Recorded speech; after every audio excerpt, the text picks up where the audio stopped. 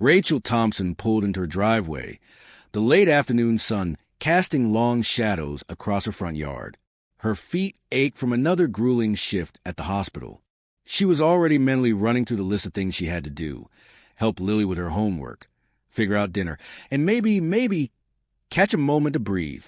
But as she reached into the mailbox, her hand hesitated. A crisp white envelope stuck out, stamped with the Pinecrest Village HOA logo. Her stomach tightened. "Not again," she muttered, tearing it open as she leaned against the car. Notice of violation. $55 fine, immediate payment required. Her eyes scanned down to the reason. Grass exceeding height regulations by 0.5 inches. Rachel let out a sharp laugh, the kind that comes when you're too tired and too fed up to cry. Half an inch. Her gaze drifted to the lawn. It looked fine. Maybe not perfect, but she'd seen worse. Across the street, Sandra Wilkins was watering her perfect rose bushes. Rachel caught the briefest flicker of a smile before Sandra turned away. "Oh, come on," Rachel muttered. She crumpled the notice and walked toward the house, her shoes pressing into the overgrown grass. Half an inch of rebellion beneath her feet. Inside, Lily was sitting cross-legged on the floor, coloring. "Hi, Mommy," Lily chirped, holding up a bright blue drawing of a flower. "Hey, baby," Rachel said, forcing a smile. She kissed Lily's head and sank onto the couch. Her gaze fell back to the fine. $55. It wasn't just an annoyance. It was a week's worth of groceries, gas for work, part of Lily's asthma medication. Rachel's jaw tightened. She reached for her phone and dialed the HOA office. After a few rings, a sharp voice answered. "Pinecrest Village, HOA. This is Carol." "Hi, Carol. This is Rachel Thompson. I just got a fine for my grass being half an inch too tall." "Yes," Carol replied flatly. Rachel exhaled. "That seems a little extreme." "It's in the updated bylaws," Carol said. "Fines are issued immediately for violations. No warning required." Rachel sat up straighter. "Updated bylaws?" "The board approved them last month. Notices were emailed to all residents." Rachel frowned. "I never saw a notice." Carol's tone sharpened. "Check your spam folder."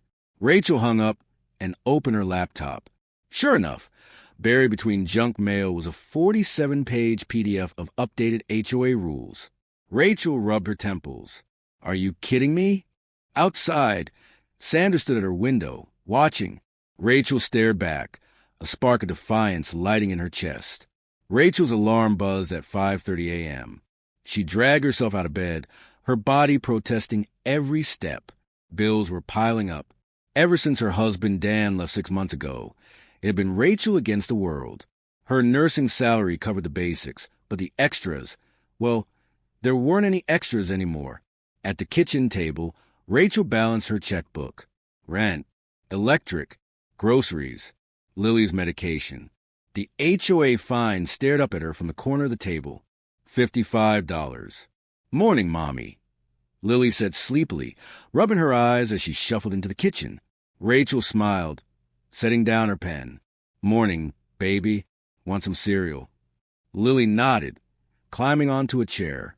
Rachel poured the cereal, her eyes flicking back to the fine. There was a knock at the door. Rachel opened it to find Marcus, her elderly neighbor, leaning on his cane. "Morning, Rachel," Marcus said, his smile warm but his eyes tired. "Got a minute?" Rachel stepped outside, closing the door behind her. Marcus lowered his voice. "Sandra's on the warpath again. She got me last week for leaving my trash out 4 hours too long. $75. Rachel's eyes widened. $75? Marcus nodded. "It's been worse since Richard Walters took over as president." Rachel frowned. "Richard Walters?" "Big shot real estate guy. Rumor is he's using our fines to fund some fancy clubhouse renovation." Rachel shook her head. "Can it even do that?" Marcus sighed. "My nephew's a paralegal. Says some of these rules might not be legal, but fighting an HOA is expensive." Rachel's chest tightened. Of course it was about money. It always was.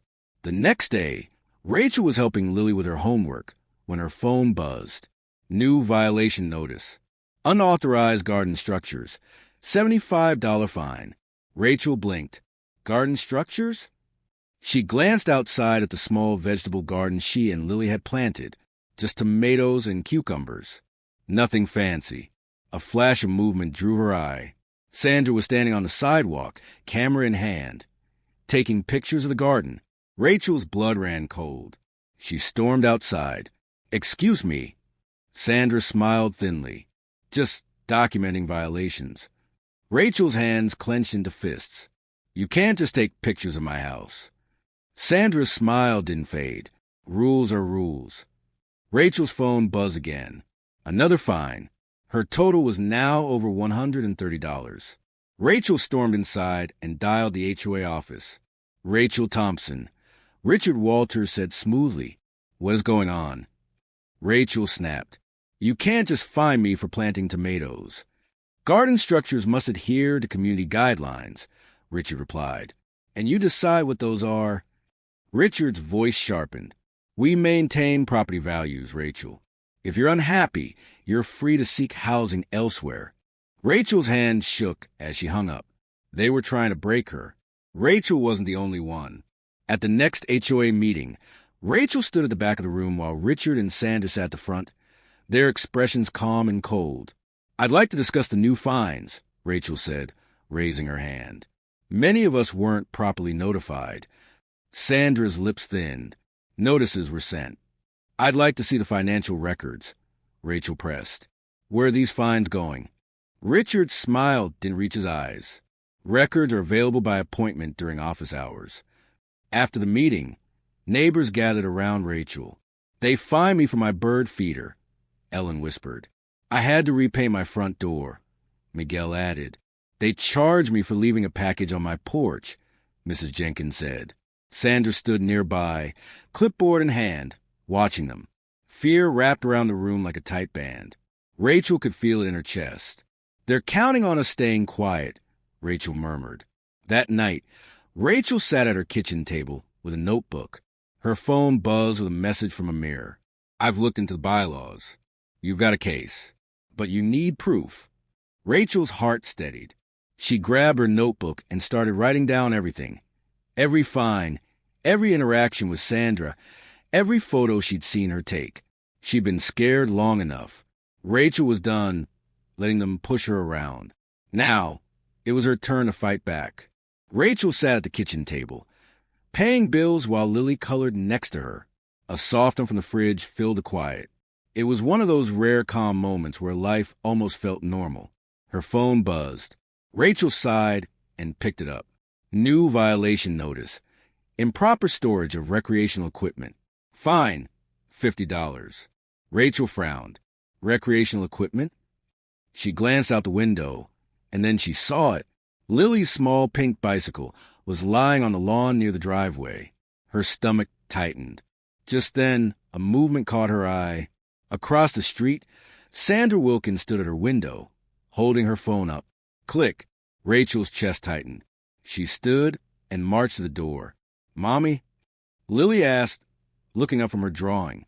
Rachel forced a smile. "Stay here, honey." She strode across the lawn towards Sandra, her heart thudding in her chest. Sandra was still standing there, calm as ever. Rachel stopped at the edge of the sidewalk. "Seriously?" Sandra lowered her phone and smiled thinly. Section 9.2 of the bylaws states that all recreational equipment must be stored out of public view. Rachel's hands curled into fists. "It's a kid's bike, Sandra." Sandra's expression didn't budge. Rules are rules. Rachel's jaw tightened. "You're standing at your window watching my house?" Sandra's smile thinned. Neighborhood compliance requires vigilance. Rachel took a shaky breath. "This isn't about the rules. This is about control." Sandra's eyes darkened. "Be careful, Rachel. The board doesn't take kindly to people who question authority."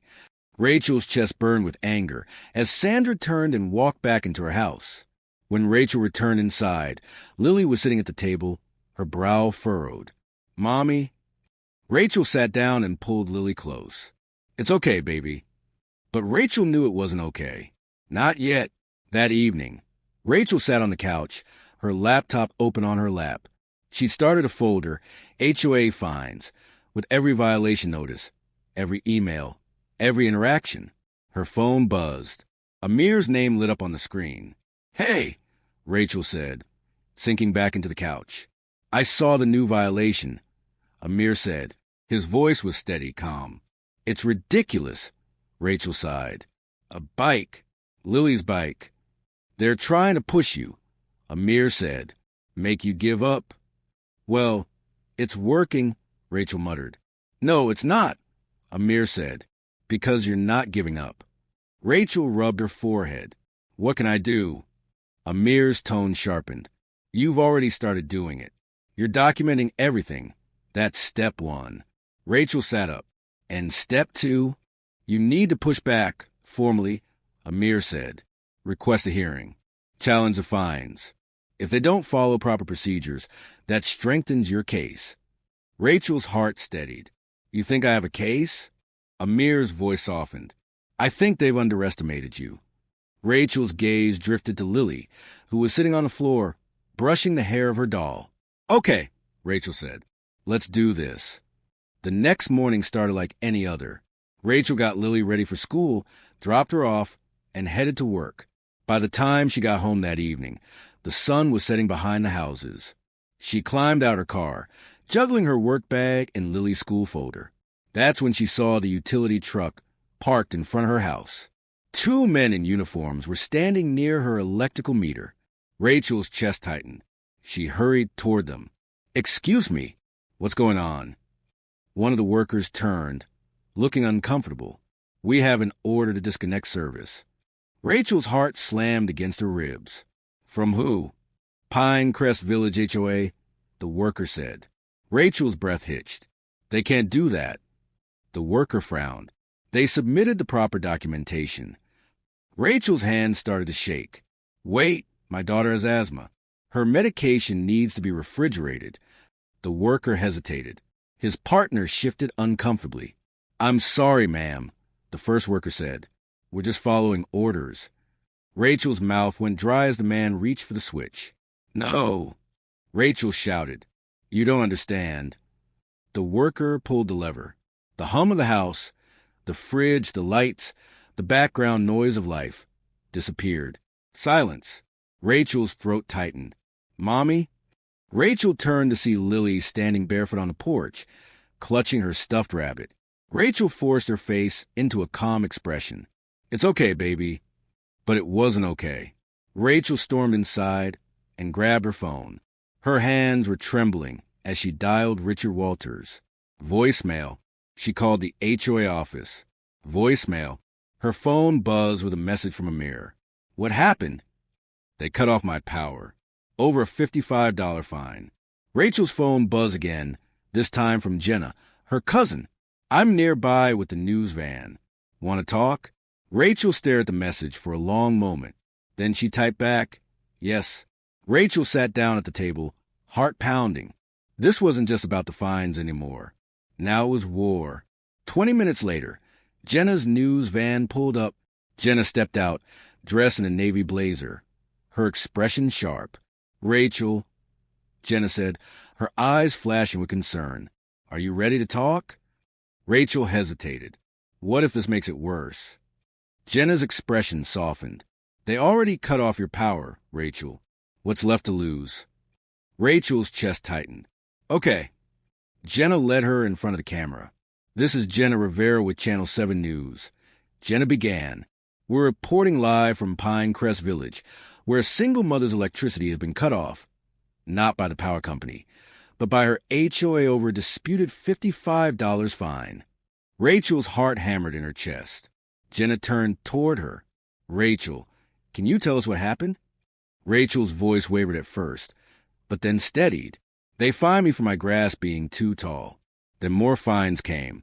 My daughter's bike. My garden. They were looking for reasons. And today..." Jenna pressed. Rachel's throat tightened. "They cut off my electricity. My daughter's medication needs refrigeration. It could have put her health at risk." Jenna's gaze sharpened, and the HOA's response. "They won't take my calls," Rachel said. Behind the camera, Rachel saw a familiar black Mercedes pull onto the street. Richard Walters. Rachel smiled faintly. I think they're paying attention now.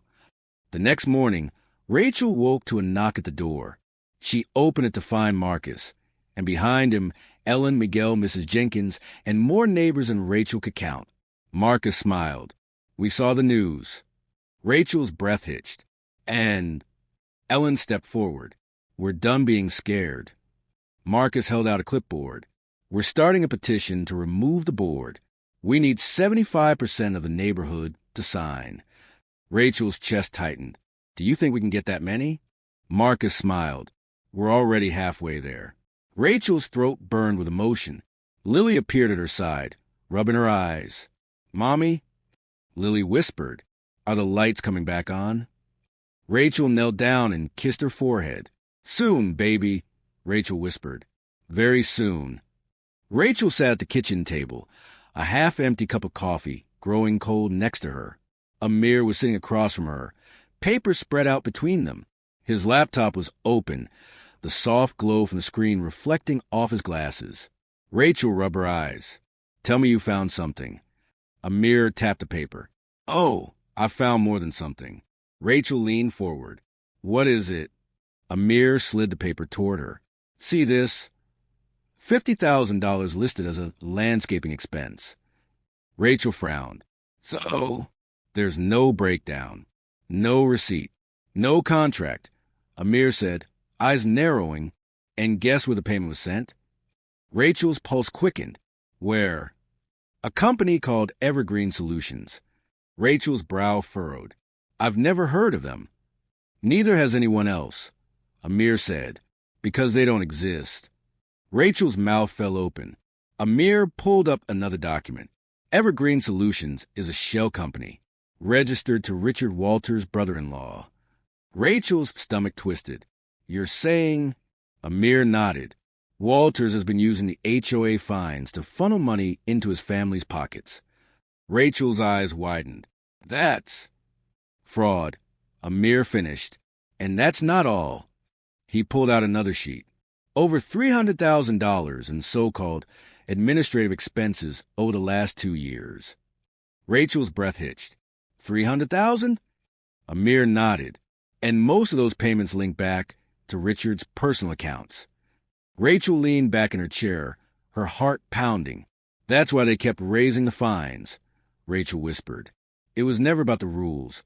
It was about the money. Amir's eyes sharpened. And now we have proof. Rachel's hands curled into fists. So what do we do? Amir smiled faintly. We make sure everyone knows exactly what Richard Walters has been doing. Rachel sat back, exhaling slowly. Richard Walters thought he was untouchable. He was about to find out how wrong he was. The community center buzzed with tension. Neighbors filled every plastic chair, whispering among themselves. Rachel sat near the front, her hands clasped in her lap. Amir sat beside her, a folder of documents resting on his knee. Jenna stood at the back with her cameraman, the red light on the camera blinking steadily. At the front of the room, Richard Walters sat at a long table with Sandra and 2 other board members. Richard looked calm, too calm. Sandra's expression was tight, her lips pressed into a thin line. Richard stood and adjusted his tie. We'll now begin this formal hearing to address the concerns brought forward by Rachel Thompson. Rachel stood, her legs shaking. Amir gave her a reassuring nod. Rachel's voice was steady. This isn't just about fines. This is about the financial mismanagement of our community's funds. Richard's smile thinned. Mismanagement is a strong word, Miss Thompson. Rachel held up a stack of papers. This is a record of $50,000 in payments to a company called Evergreen Solutions. Except it's not a company. It's a shell account linked to your brother-in-law. A ripple of murmurs swept through the room. Richard's jaw tightened. That's... Rachel cut him off. Here's another record. Over $300,000 in administrative expenses over the last 2 years, all leading back to your personal accounts. The room went still. Sandra's eyes widened. Richard's face paled. You've been stealing from this community, Rachel said, fining people for ridiculous infractions, cutting off utilities, not to maintain property values, but to line your own pockets. Fred, the nervous board member, stood abruptly. Is this true? Richard shot him a sharp glare. Rachel stepped forward. Section 4.7 of the bylaws gives the board authority to call for an immediate vote to remove the president. Fred turned toward the crowd. All in favor of removing Richard Walters as HOA president? Hands shot up across the room. Richard's face darkened. You can't do this. Fred's eyes sharpened. Actually, we can. Richard's mouth opened, but nothing came out. Rachel smiled faintly. It was over. A week later, Rachel sat on her front porch, watching Lily ride her bike down the sidewalk. The hum of life had returned to Pinecrest Village, but something was different. Better. Marcus walked up the driveway, holding a clipboard. Guess what? Marcus grinned. Rachel smiled. Tell me. We've got the signatures, Marcus said. We're holding a special election to replace the board. Rachel's smile widened. How many people signed? 80%, Marcus said proudly. Rachel's chest warmed. That's incredible. Fred had stepped down from the board voluntarily. Sandra had vanished from public life, leaving only a vague resignation letter. And Richard, facing a potential criminal investigation for fraud. Rachel sat back. It feels different already, doesn't it? Marcus smiled. It feels like a neighborhood again. Rachel's phone buzzed with a message from Amir. New bylaw update. Utility disconnections for fines. Permanently banned. Rachel grinned. That's more like it. Amir's next message flashed onto the screen. You know, you could run for the board. Just saying. Rachel's smile deepened. She looked at Lily, laughing as she rode in circles with the boy from next door. Maybe, Rachel whispered. Maybe. The next afternoon, Rachel was watering her tomato plants when Sandra's husband, Doug, walked up the driveway. Rachel's brows lifted. Doug. Doug rubbed the back of his neck. Hey, I just want to say thank you. Rachel's expression softened. For what? Doug's gaze lowered. For not pushing harder at the hearing. Rachel leaned against the garden post. Why would I?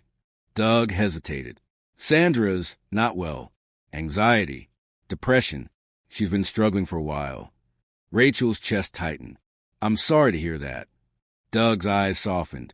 She thought keeping everything perfect would make things easier. But it didn't. Rachel's tone softened. Is she getting help? Doug nodded. Yeah. Rachel smiled faintly. Good. Doug gave her a small, grateful nod. Thank you for understanding. Rachel watched him walk away, her chest feeling lighter. It didn't excuse everything Sandra had done, but Rachel understood now. Control wasn't strength. Letting go was. Rachel stood in front of the new community garden, scissors in hand. A bright red ribbon stretched across the entrance. Judge Reynolds smiled beside her. You ready? Rachel nodded. She cut the ribbon. Applause erupted. Lily ran toward her, arms outstretched. Rachel scooped her up, spinning her around. You did it, Mommy.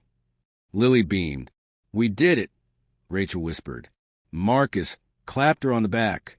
First neighborhood meeting is next Saturday. Rachel smiled. I'll be there. Amir stepped up. Still thinking about running for the board? Rachel's gaze drifted across the crowd. Neighbors chatting, kids playing, smiles everywhere. Rachel smiled. We'll see. Jenna approached with a microphone. Rachel, how does it feel to take down a corrupt HOA? Rachel chuckled. It feels like we finally remembered what a neighborhood is supposed to be. Jenna smiled. That's the story I'll run with. As the sun set over Pinecrest Village, Rachel sat on the grass with Lily, watching the kids play. Her house was just a house. But this, the laughter, the warmth, the sense of belonging, this was home.